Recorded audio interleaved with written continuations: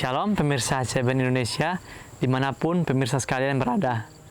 Senang sekali pada kesempatan yang indah kali ini saya bisa berjumpa lagi bersama pemirsa sekalian untuk membagikan sedikit pekabaran firman Tuhan yang terdapat di dalam buku Agama yang Bersinar.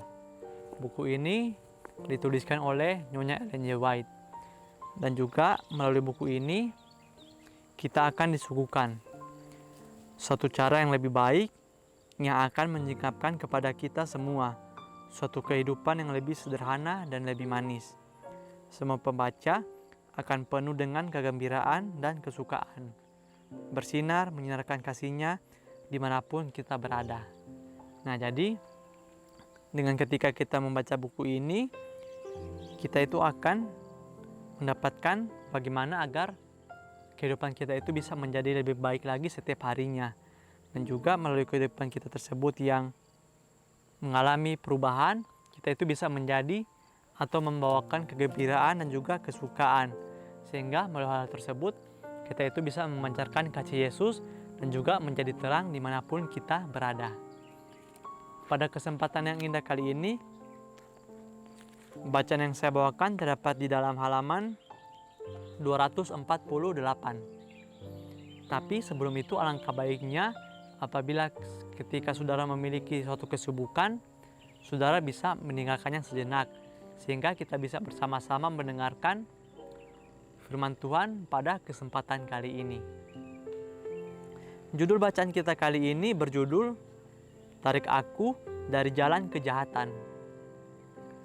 Saudara juga bisa mengambil Alkitab dan membuka di dalam kitab Amsal 2 ayat 12-14. Supaya engkau terlepas dari jalan yang jahat, dari orang yang mengucapkan tipu muslihat, dari mereka yang meninggalkan jalan yang lurus dan menempuh jalan yang gelap, yang bersuka cita melakukan kejahatan, bersorak-sorak karena tipu muslihat yang jahat.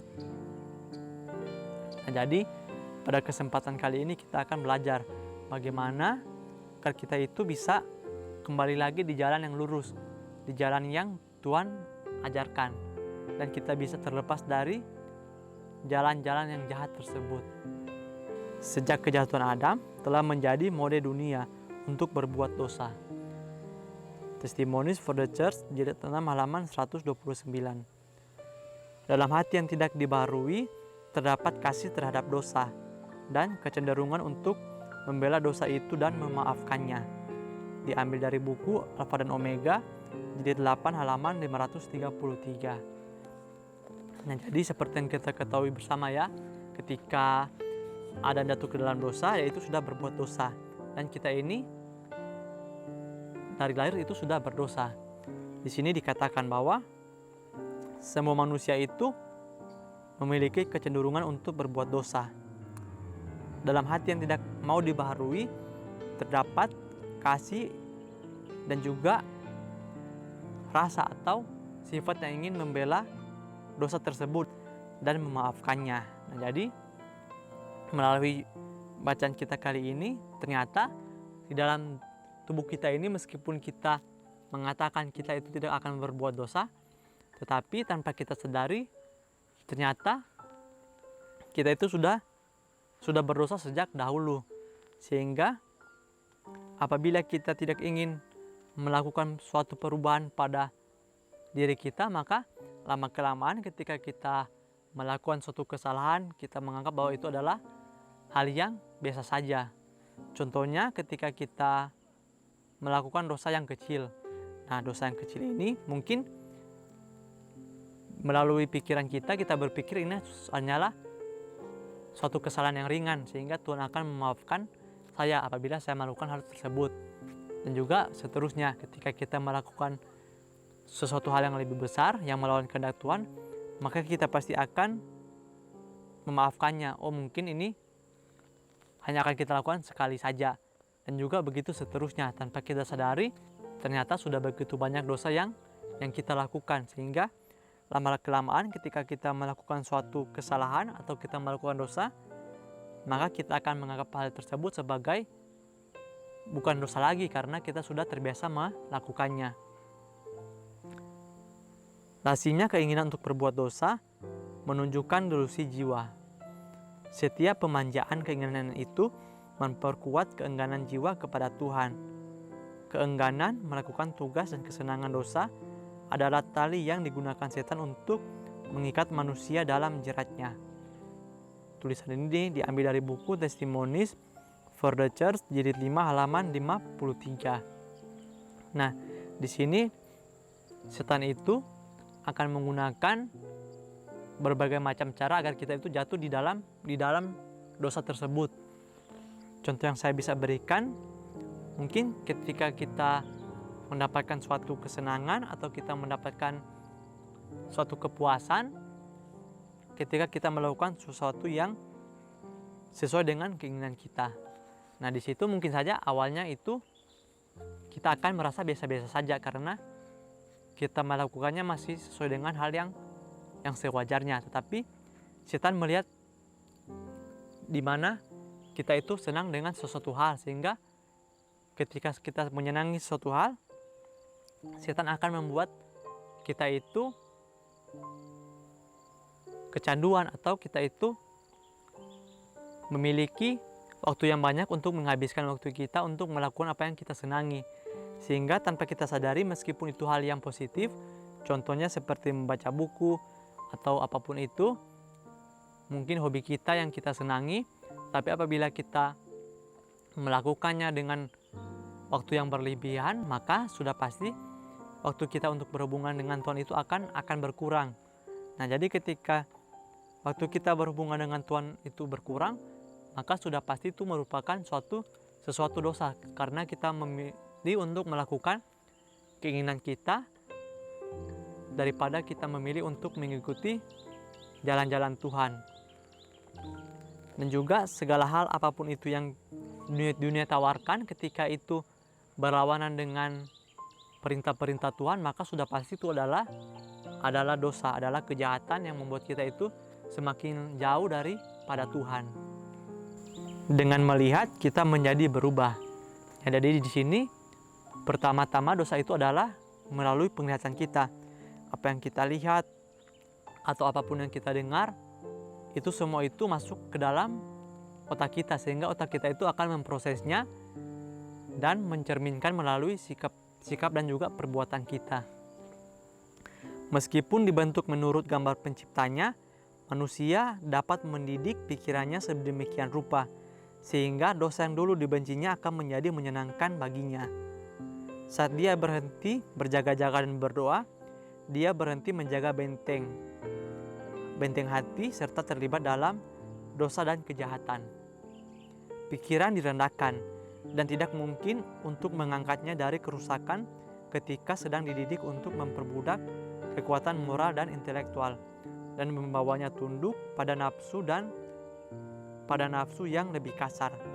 Perang terus-menerus melawan pikiran duniawi harus dipertahankan, dan kita harus dibantu oleh pengaruh pemurnian kasih karunia Tuhan yang akan menarik pikiran ke atas dan membiasakannya untuk merenungkan hal-hal yang murni dan suci. Tulisan ini diambil dari buku Testimonies for the Church, jilid 2 halaman 479. Nah, jadi seperti yang saya katakan, semuanya itu berawal dari apa yang kita lihat dan juga apa yang kita dengar. Nah, melalui hal tersebut pasti kita itu akan memprosesnya. Nah, jadi setan itu akan menggunakan berbagai macam media sehingga pikiran kita itu bisa menjadi rusak, dan ketika pikiran kita rusak, maka sudah pasti moral kita itu akan ikut menurun. Nah, di sini juga dikatakan bahwa ketika pikiran direndahkan dan tidak mungkin itu akan diangkat dari kerusakan ketika sedang dididik untuk memperbudak diri kita sendiri.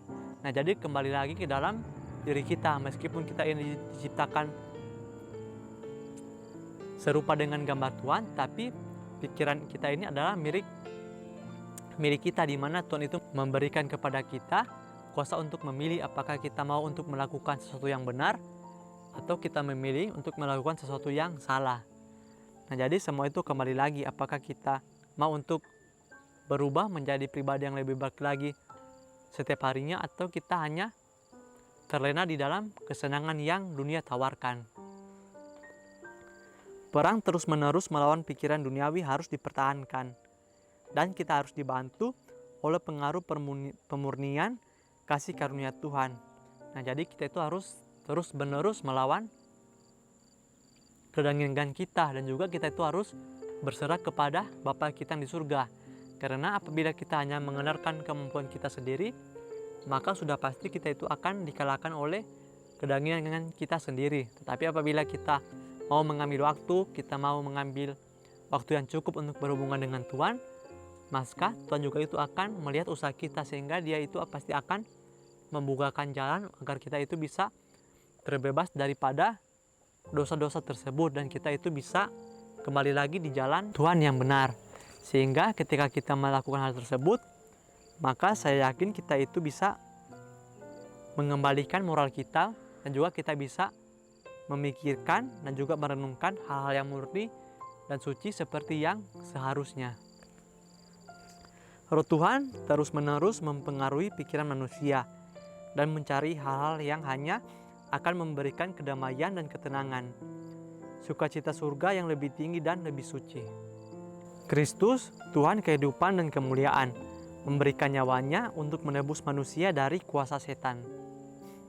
Juru selamat kita terus-menerus bekerja melalui pengaruh yang terlihat dan tidak terlihat, dan untuk menarik pikiran manusia dari kesenangan yang tidak memuaskan dalam hidup ini kepada harta tak ternilai yang dapat menjadi milik mereka di masa depan yang abadi.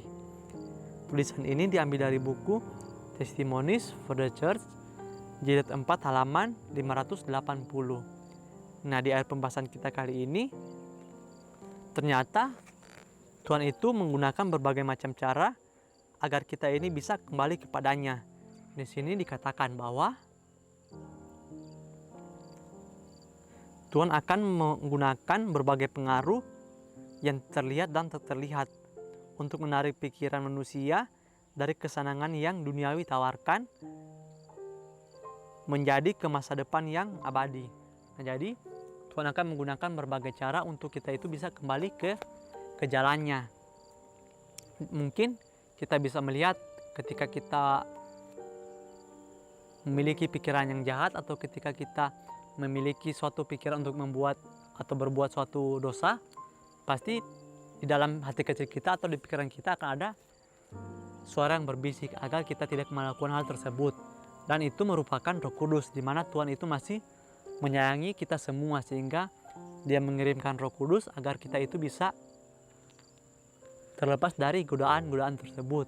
Dan juga kalau dikatakan melalui suatu hal yang terlihat, pasti ketika kita akan memiliki kecenderungan berbuat dosa, pasti mungkin ada teman kita atau ada siapapun itu, mungkin Tuhan akan menggunakan berbagai macam hal yang terlihat di depan kita, sehingga ketika kita memiliki kecenderungan berbuat dosa, maka orang tersebut atau teman kita atau apapun itu yang kita lihat itu pasti akan memperingatkan kita agar kita tidak melakukan hal-hal tersebut.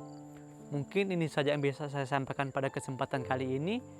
Kiranya melalui pembahasan kita kali ini yang berjudul Tarik Aku Dari Jalan Kejahatan, yaitu kita bisa membuka hati kita agar Tuhan itu masuk ke dalam hati kita, sehingga melalui hal tersebut kita itu bisa mengambil pilihan yang benar, dan juga kita bisa kembali ke jalan Tuhan yang sebenarnya. Sampai bertemu lagi di pembahasan berikutnya. Saya bawa dalam nama Tuhan Yesus. Terima kasih. Amin.